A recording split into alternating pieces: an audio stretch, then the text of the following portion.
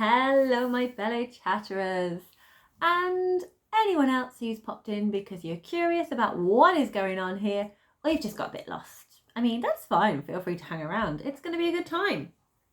So, I love a readathon. I love them. I love a readathon. It makes me really happy and excited. However, me being able to function in normal life does not love a readathon. So kind of like since June, I have been pretty much failing all the readathons I've taken part in, but I'm still having a great time. So what I'm hoping to do is, there's 2 readathons that I want to do in October. And by do, I mean have a book that when there are sprints going on, I can read a book and feel like I'm part of it. The reason I can't fully commit to these readathons is because I overcommitted, like many of us, to like a gazillion buddy reads. And it's lovely and it's wonderful and I'm living my best fantasy reading life. However, I'm very far behind with all of them. The one I'm actually doing myself, I am on top of, but that's the only one. All the others, I've been reading behind everyone else, and then like everyone else has finished the book and then I give my thoughts. And I'd like to be reading at the same time as everyone and be amongst the chat. So those are my October goals, which means that's not a lot of room for me to be able to function in the real world and do readathons. So what I'm going to do is I'm going to do like a list of possibilities that I could read. So it's probably time. I haven't done this yet. Here we go. Here's my little tiny yellow teacup. So I do one-shots on this channel. I don't edit my videos because I have a decrepit laptop, which you're going to get to meet in a minute. She's lovely. She's called Albert. Cheers, everyone.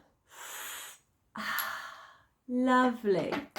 So the 2 readathons, that is the word we want here, readathons that I want to take part in is the Gothtober readathon by Hannah at Aladdin M and co-hosted by Olivia-Savannah at Olivia's Catastrophe and Tish at Little Wolf.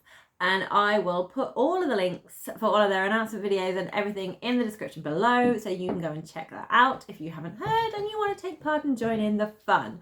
And they have got this wonderful interactive game. It's all based on kind of like the final girl in like the one that's left at the end of the horror thriller thing. So it's all based on that kind of concept, and there's a game, and then when you go through the game, and then that gives you your reading list. So I thought we'd do it together. I thought that would be fun.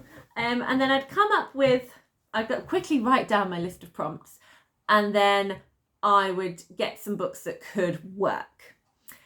The other one that I want to take part in, I've been very much inspired by seeing Coutney from Tangible Reads talking about this, and recently doing her TBR video, and also Ashley from Bookish Realm, and that is the Blackoweenathon, which is a celebration of Black authors who write crime fiction, thrillers, spooky books, all of those things, and that is by Bree at Look the Booktician. So I also want to see if I can have a range of books that will hit some of those prompts. So that's like 2 different sets of sprints for readathons I'd like to join in. If I can, that would be lovely. There's a lot of books that I have that will fit these, that I'm excited about reading. But I'm also trying to be realistic with myself. I am not going to be able to read all the books I want. It just doesn't happen. So we're going to do piles of possibilities and a wish list because it's fun. And we're going to talk about books, which is always great. And I'm going to have some tea because it's the perfect tea drinking temperature, which doesn't always happen. Tea's always good. So I'm going to pause the video, flip you around to see the computer, and we're going to start off with the Gothtober. And let's hope I don't fudge up the filming like I have done on many videos previously. So let's try and do this one properly, shall we? So I'm going to pause you now. Let's hit that pause.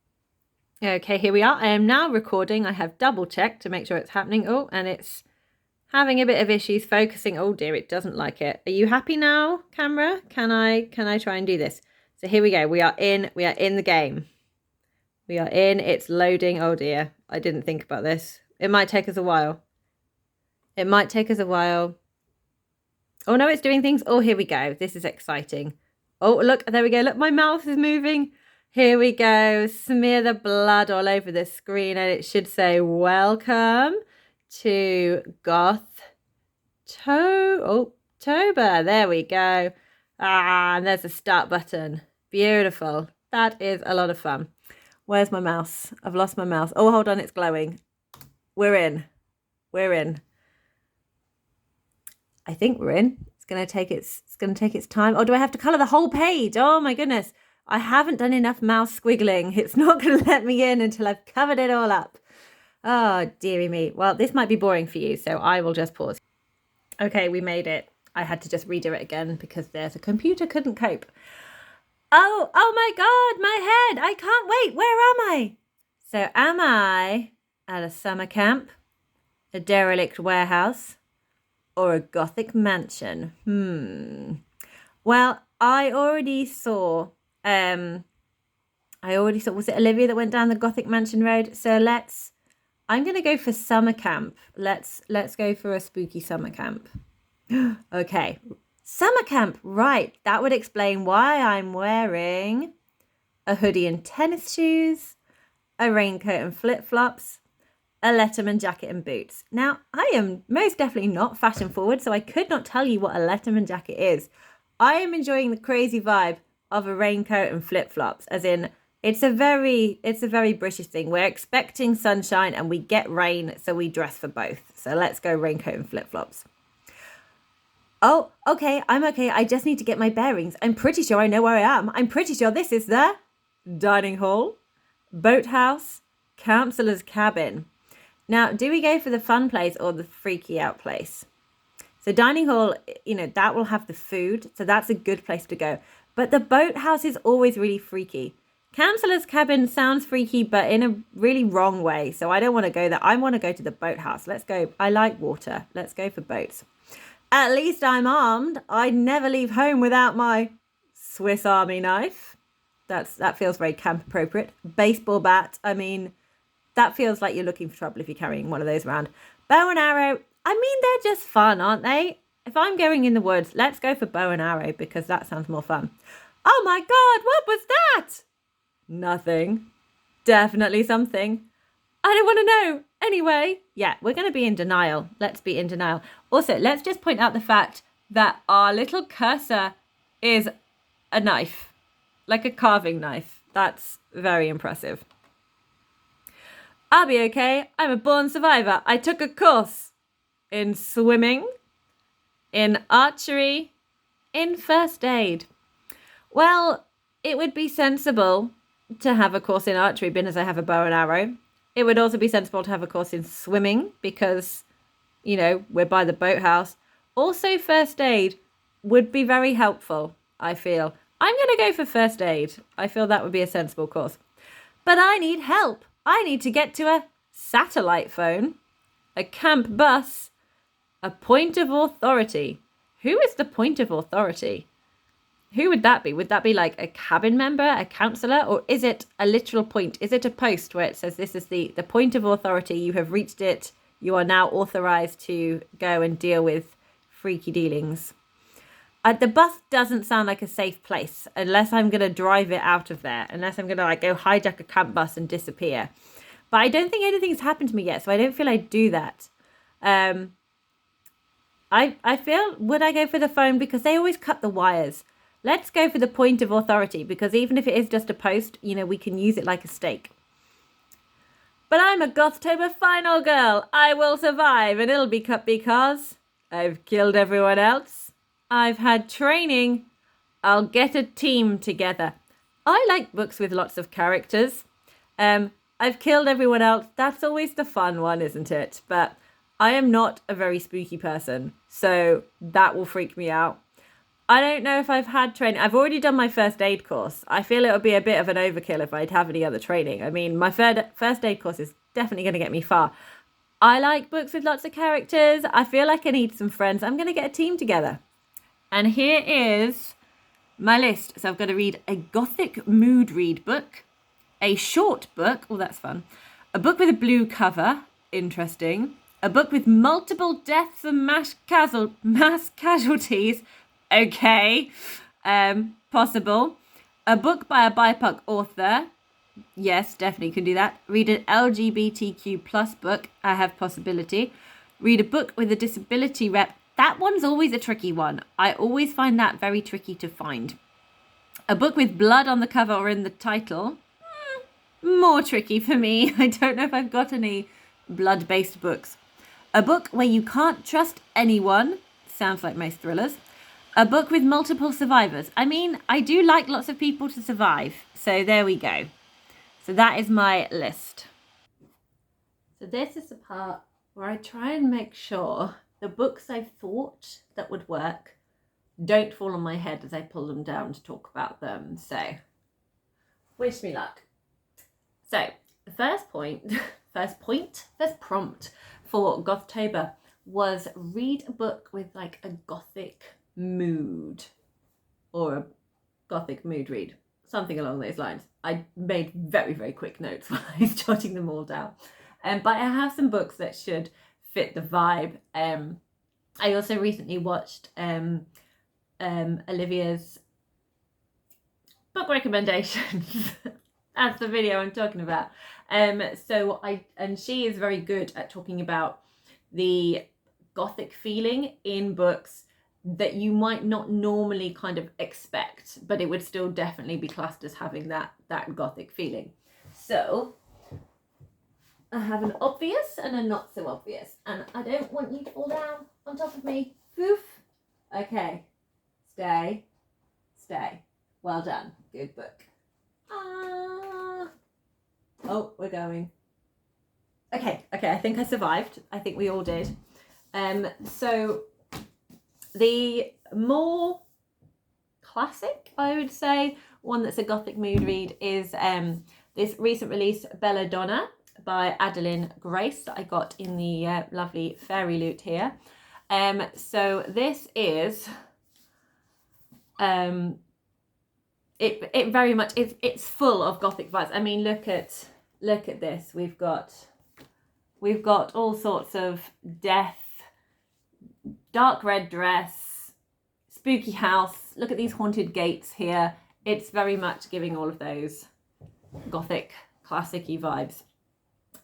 So we have an eccentric family, an orphaned baby, and a daughter suffering from a mysterious illness.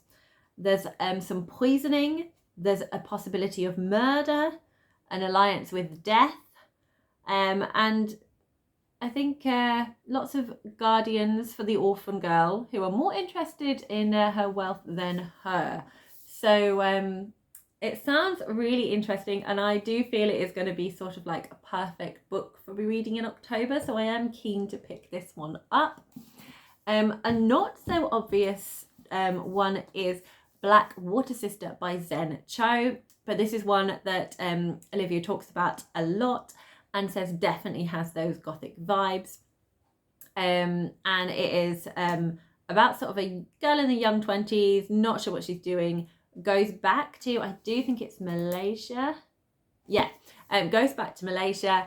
And I don't want to know too much because I'm so excited about this one and I don't want to spoil anything for me. But I know that, is it her grandma? There is a ghost. She is then like haunted by a ghost, or like is possessed by a ghost, or there is a ghost that doesn't shut up, and that she kind of has with her throughout this story. And it's an older relative, and it just sounds like a really, really fun time. But I've told that it has all sorts of stuff in it. I mean, I'm doing a terrible job of selling this book, but I really don't want to know any more about it. Olivia has read this. I think this is when it first came to my attention, like, and I put it on my list like last year. And then this year, I hadn't realised it was the same author, but this lovely duology here by Zen Cho, Sorcerer to the Crown and The True Queen. Oh no, the books are falling off the shelves. Freaky deaky. Stay there. Brain, thoughts, come on. Yeah, I didn't realise, I knew I wanted to read those as well, and I got them and didn't connect that it was the same author. Read those, absolutely loved them, massively bumped this up my list and now have it. I also have her other, her little novella that she's written. I want to read everything she writes, but I'm also scared to pick it up because I just really, really want to enjoy it, and I don't want to have no books by Zencho because I love her. But I'm really excited for this. So basically, the point I was going for was go and look at Olivia, go onto Olivia's channel at Olivia Catastrophe and listen to her recommendations where she talks about this book and she talks about the themes and makes it sound a lot better than I'm doing. So there we go. That's my advice to you. But this is definitely a contender, and also just appreciate the cover. And we have these wonderful like lime green pages, and I'm so excited. I may or may not read it though, because that's the thing. Like when I'm really excited about a book, sometimes I don't read it because I'm just not ready to let go of the anticipation, or to like, I'm worried about reading it too fast and not enjoying it properly.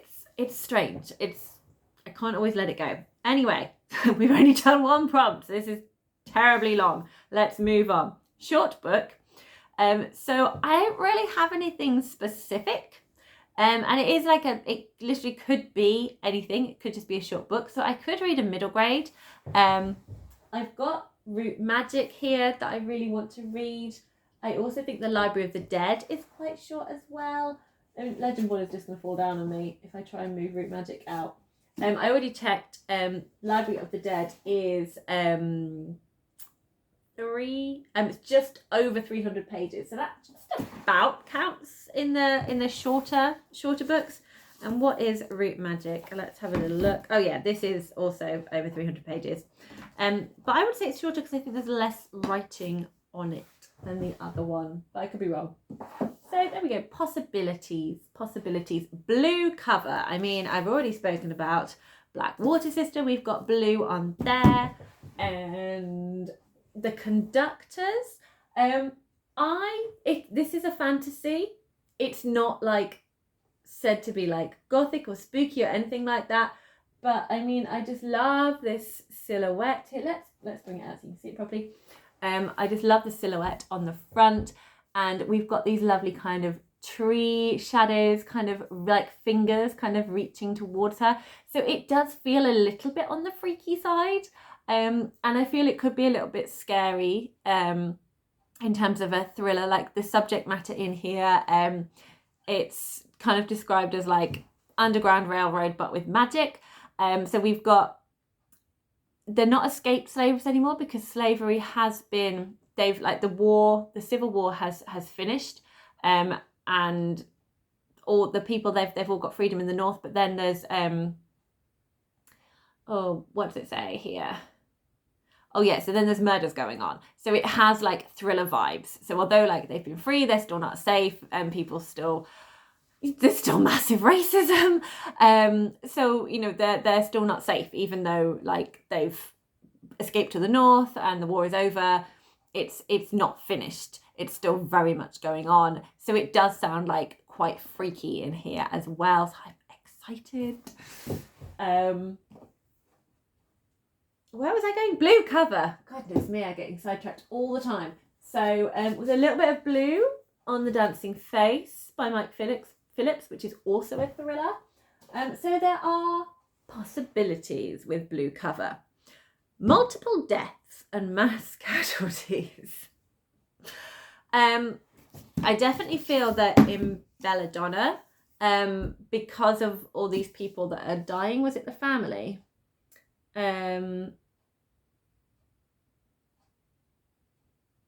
Oh yeah, her guardians meet an untimely end. It keeps saying in here, so it sounds like there's lots of deaths occurring. There is a character of death, so possible multiple deaths in here.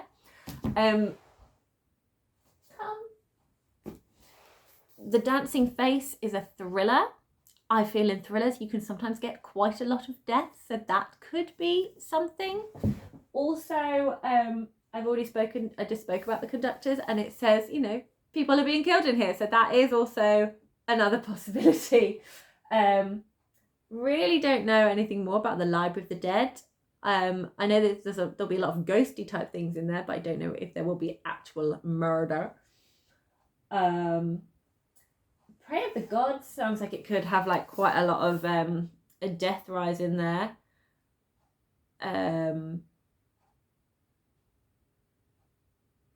Yeah, so there's a character who has got the power to possibly destroy an entire town, and it's kind of a sort of dystopia sci-fi concept in this one. So there could be a lot of death in here. It's hard to tell.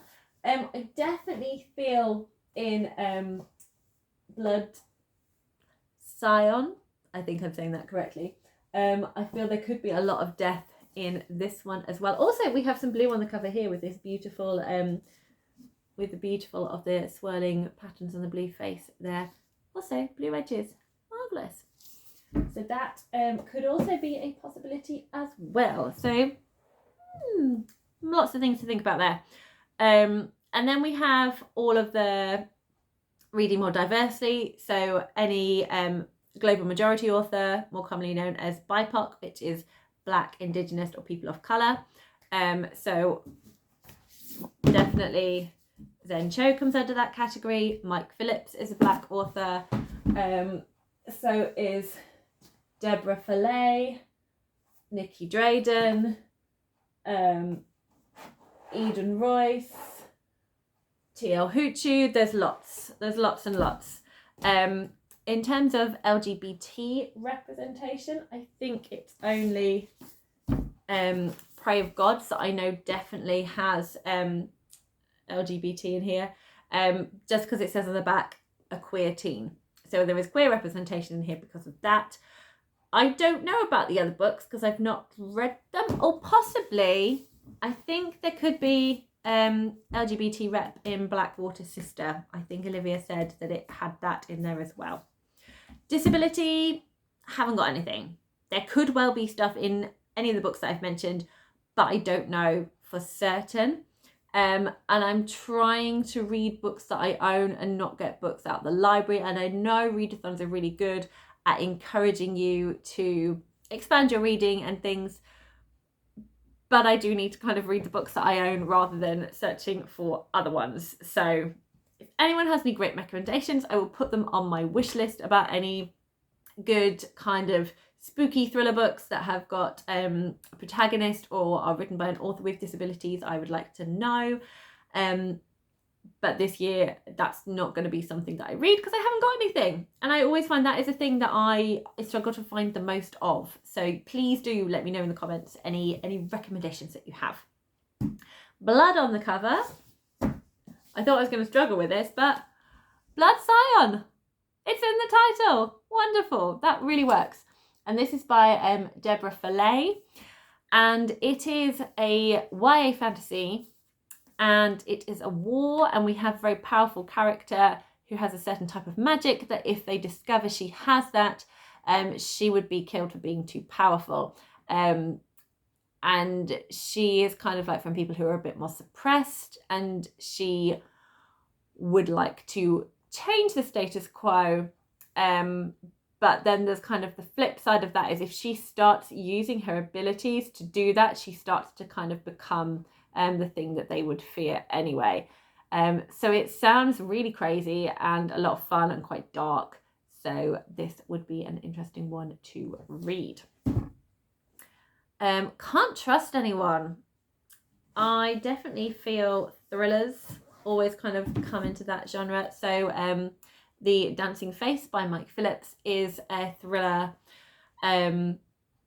where someone steals something. He steals this mask from a museum, and it just says it has examines the powerful link between identity, sacrifice and possession. And I don't really want to know any more about it because I like going into my books not knowing a lot, especially in things like thrillers. I just want to be surprised and thrilled. So I will link all the books I've mentioned in Storygraph so you can go and find out a bit more about them, because most people do like to know a little bit more about them than what I'm able to tell everyone. So there's this one. I think there's another one that I was thinking you don't know who to trust. Oh yeah. So I think in the Conjur women, it sounds like there could be sort of distressful characters in this one, from what I understand. This is described as sort of along the lines of like Beloved and Homegoing, where it is set in the South during the Civil War. But it kind of has a sort of a magical realism element. There is kind of like a more magical side to it. But there is a baby born that is a sort of a bad omen. And things happen and our protagonist is kind of under suspicion. And that's all I know, and that's all I want to know. But that one could be a mistrustful one there. Flip back in. And then multiple survivors. So people who survive at the end. Who knows? Who knows with any of these? I'm hoping maybe Prey of Gods has a lot of people surviving. I'd like to hope the same for Black Water Sister, that many people survive whatever's going on in there. I'm not entirely sure how many people would survive Blood Scion, because I feel that this book basically says death. It says there's a lot of war and death, I feel, in this one. So I don't know how many people would survive. The same with Belladonna. It just feels like, I mean, this bird here does not look very healthy. So go, this is a healthy bird. This is a non-healthy bird. This is an ex-parrot. So I don't feel that there's going to be a lot of survivors in that one either. I'd like to think in the Conductors and in Root Magic that we have survivors. The same in the Library of the Dead. It would be nice to have some survivors. I feel with this one, I'm not going to know until I read them, but to know for sure. So those are all different possibilities that I could read for the different prompts in Gothtober. Moving on to the Blackoweenathon prompts. I feel like I've now cleared my bookshelves and there are no books on display that you can see anymore because I can't be bothered to keep putting them back. So the first prompt is reading a book that is from 10 years ago. And I think this also... Well, actually, when was that one published? Hold on. I've just thought of this one. When was this one published? Is it gonna tell me? Oh, no. 2017. 2017. So the one that I have that's definitely from 10 years ago is 1994. I think this is 1994. 97, sorry. This is 1997. So it's The Dancing Face by Mike Phillips, which is an original thriller. Also for Blackoweenathon, we need to make sure that authors we are reading and promoting and celebrating are Black. And yes, Mike Phillips is Black. This came from my Shelter Box book club book box pick from last year. I can never say that properly. It's around about this time last year that this one came out, and I was really hoping to read it last year. And my October, I think I was reading a lot of dark books, and I got overwhelmed with the darkness and just had to have a big break, and it was just too much. So I never got around to this one.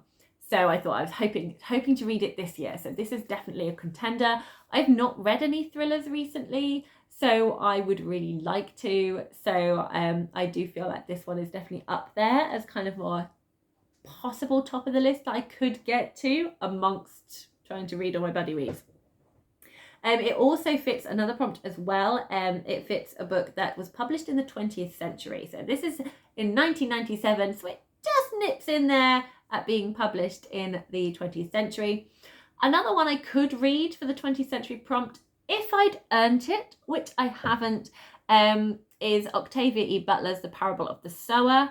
I don't know for certain, but I have a feeling that was written in the 1970s, if not definitely 80s, but it was definitely in the 20th century. So that could be another one. Should I somehow manage to gain a load of healthy points and get a lot of books out from under the bed, that could be one.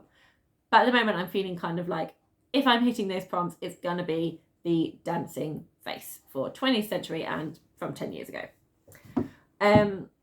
Reading an underrated author is the next prompt. And I do have a few on here. I've highlighted two to mention. So I'm really, really keen to read The Library of the Dead by T.L. Huchu.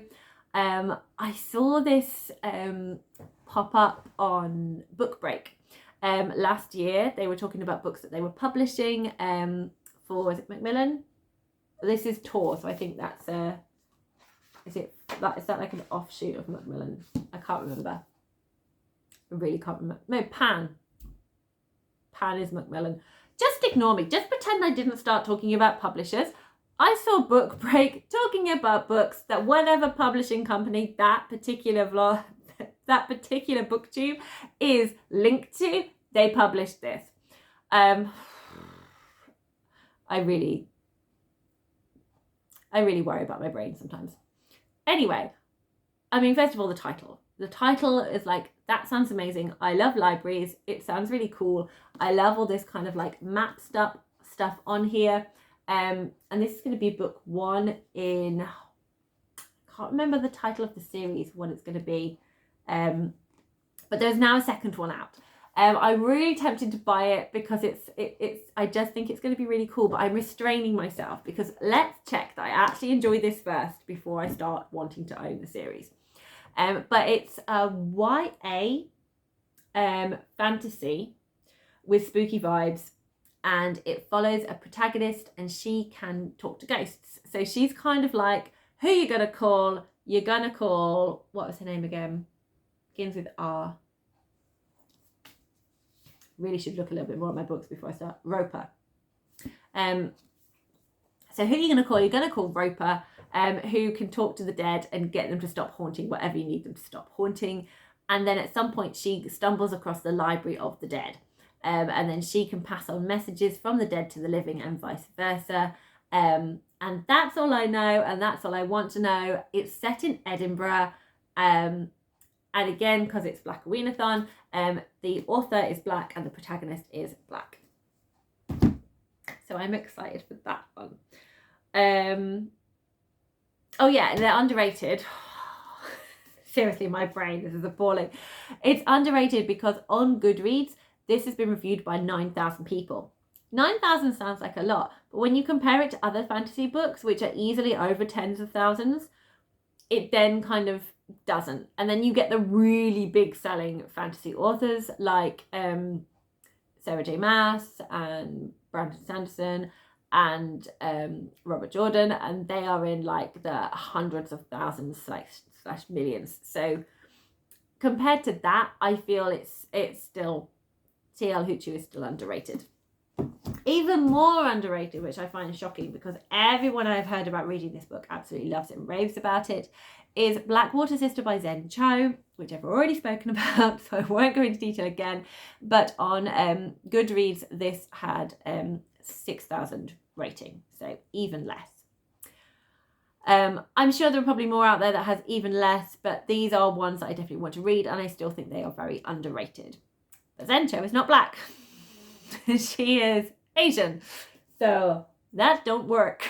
So it looks like I'm going to be reading T.L. Hoochoo, but let's talk about Zen Cho anyway because she's wonderful. My brain. I've no idea if Nikki Drayden is underrated or not. I haven't heard a lot of people talking about this, but I do think The Prayer of God sounds amazing. And I imagine Deborah Fillet is probably underrated as well. This book came out this year, although it was with the Fairy Loot subscription box in one of the March or April. April, I think. So who knows?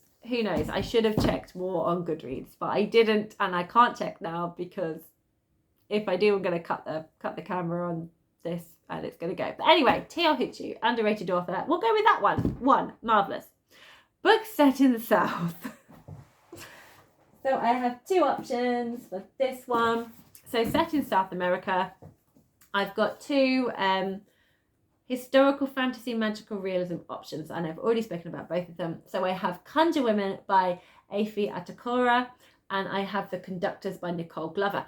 No, Nicole Glover is very underrated. Yes. The shelf is just all falling over. Nicole Glover is very underrated. I really shouldn't sound that excited by it because I think the premise sounds fantastic. I did read the first chapter because I did a tea and taste, but I was in the mood for fantasy at that point, so I didn't go for this one. But the first chapter sounded brilliant. It was really exciting. So if that's anything to go by, I think this book's going to be brilliant. But yes, Nicole Glover is very underrated. So there we go. That's my two underrated, and then 2 possibilities for books set in the South. Okay, one more prompt to go, and that is a book with oh no, there's a recently published. How recently published? Here we go. Blood Scion. This came out this year. Marvelous. Anything else? I think this is the most recent one. I suppose the other one would be. Oh dear. Would Bloodmarked, is that out in November though? So you probably, if it's out in November, you can't read it for October. But I suppose if you have the arc of Bloodmarked, you could read it. And that also has blood in the title as a Gothtober prompt. But that's by Tracy Dion. And that would be the second book in the Legendborn series, which I read last year and really enjoyed. But definitely, yeah, Blood Scion came out this year. So that would definitely be a recent one. And then queer representation, I've already said with Gothtober, this is the only book that I know for definite that has queer representation in it. And it's written by a black author, because I've just realised then chose Asian. So we're just going to move her out the way. Okay, so in terms of Blackoweenathon, these are all possibilities that I could read. So that is a nice little bundle there to choose from. So yeah, so I'm probably gonna go through these, see how I feel at the time, what I fancy picking up, as well as looking at crossovers for Gothtober. So when the sprints are on, I can be joining in all the fun. Apologies for the chaos, everyone. Please let me know if you're taking part in any of these readathons, or if you've read any of these books and really enjoyed them and want to talk about them, or have suggestions, you know, like if you think I should read one over the other, then please do let me know. Happy reading, everybody.